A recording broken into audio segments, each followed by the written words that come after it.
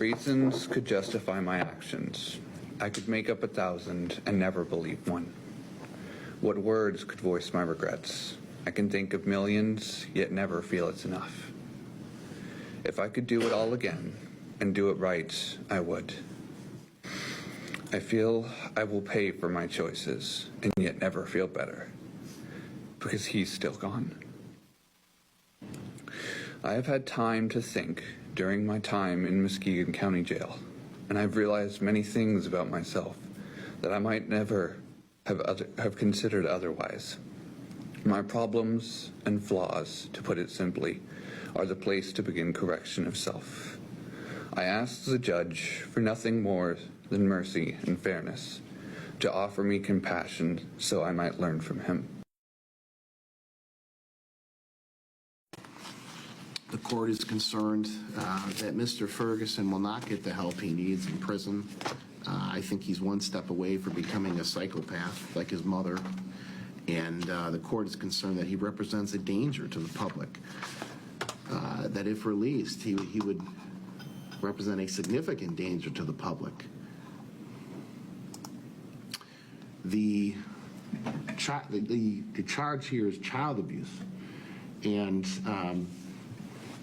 I don't think this charge or the sentencing guidelines take into adequate consideration of the long sustained torture in this case. As I indicated in Ms. Vander Ark's testimony, there was a long period of months of various punishments, including bread with hot sauce. There's the hot sauce that apparently contains 2 of the hottest peppers that we have in the world.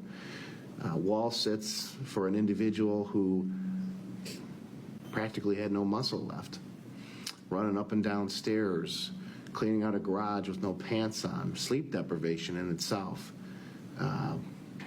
Putting alarms on him so he couldn't move or sleep. Making him puke up food. There's bathroom timers. Sleeping in the closet with a tarp down, which quite frankly might be considered animal abuse. But we have a human being here. Making his hands over his head. And then at the end of his life, an 8-hour practically ice bath that killed him. So no, I don't think any of those things are adequately taken into consideration by the guidelines. And I don't think the guidelines, quite frankly, these guidelines don't justify Mr. Ferguson's actions. Mr. Ferguson, I think you are a product of your environment, but I don't believe you that you're sorry. I don't think you have empathy.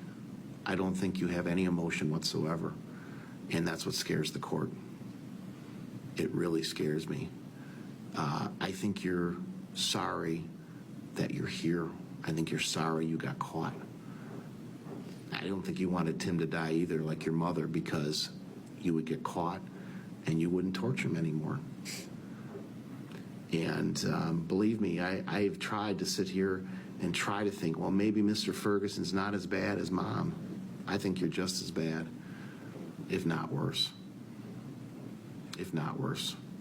Because you had a job. You could have, Mr. Johnson actually asked you, couldn't you have brought home a thing of food for him? You could have gone to a neighbor and said, hey, my mom's abusing him.